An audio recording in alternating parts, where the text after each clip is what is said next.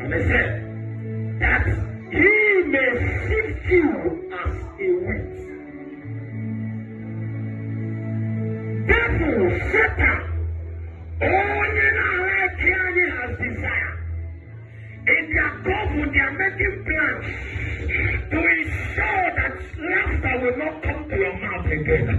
They are making sure that every day they see you, you'll be crying. And I had a question, I said, Master Jesus, why did you tell Peter that the devil is planning for him? And you said to him, I have prayed for you. You did not say, I have stopped it. He said, I have prayed for you so that your faith will not fall. Oh my God. And I came to discover that in life, trouble will definitely come.